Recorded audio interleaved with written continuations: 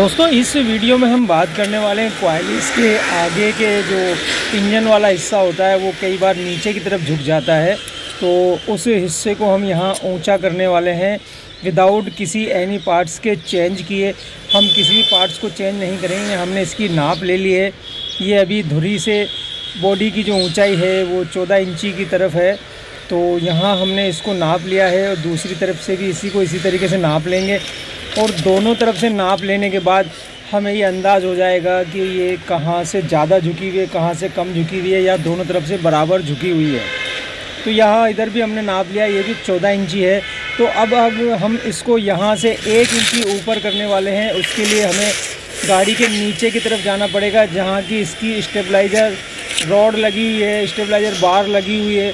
वहाँ हमें पहुँचकर इसको देखना है। यहाँ इसके जो नट देख रहे हैं आप, इसकी जो ये सेटिंग होती है स्टेबलाइज़र बार की, ये स्टेबलाइज़र बार को यहाँ से मूवमेंट करना पड़ता है और यहाँ से मूवमेंट देने के बाद इसका ऊपर का जो टेंशन होता है, जहाँ जो आर्म के ऊपर टेंशन लगा हुआ होता है, वो यहाँ से एडजस्ट हो जाता है। तो यहाँ हम इस बार को जो देखिए आगे तक जा रहा है और सस्पेंशन आर्म में लगा होता है और यहाँ पर ये इसको टेंशन दे करके उसको ऊपर की तरफ करता है। तो यहाँ हम इसको अब टेंशन देंगे और उसके लिए हम यहाँ जो इसका स्टेबलाइज़र बार के नीचे की तरफ जो बोल्ट लगे हुए होते हैं, इसमें जो 2 बोल्ट चकनट बने हुए हैं उसमें से एक बोल्ट को हम पहले लूज़ कर लेंगे, उसके बाद दूसरे बोल्ट को हम और टाइट करेंगे। तो यहाँ इस तरीके से इसको टाइट करना है और टाइट करने के बाद जब हम ये डिसाइड कर लें कि हमने करीब इसको 1 इंची ऊंचा कर दिया होगा, तो यहाँ इसको टाइट करने से पहले हम वापस जाएंगे और वापस जाने के बाद इसको फिर से चेक करेंगे। अगर थोड़ा कम रहता है तो हम इसको वापस से टाइट करेंगे।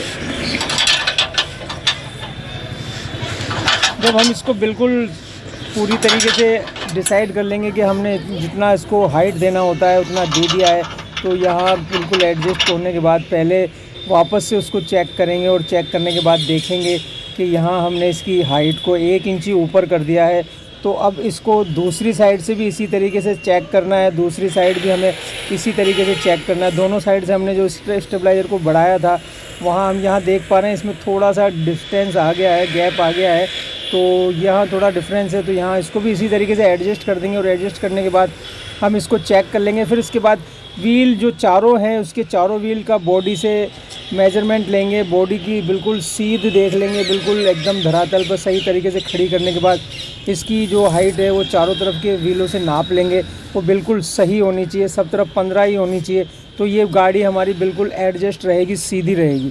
तो यहाँ हम सब कुछ चेक कर लेंगे और चेक कर लेने के बाद हम कंप्लीट फाइनली इसको टाइट करने के लिए तैयार होंगे। तो यहाँ हमने इसको चेक कर लिया। अब इसका जो चेक नट है वो दूसरा चेक नट उसको टाइट कर देंगे और चेक नट टाइट कर देने के बाद हम इसको बिल्कुल सही तरीके से टाइट करने के बाद वापस से चेक कर लेंगे कि हमारी गाड़ी में जो बॉडी को हमने थोड़ा ऊपर किया है वो बिल्कुल सही है।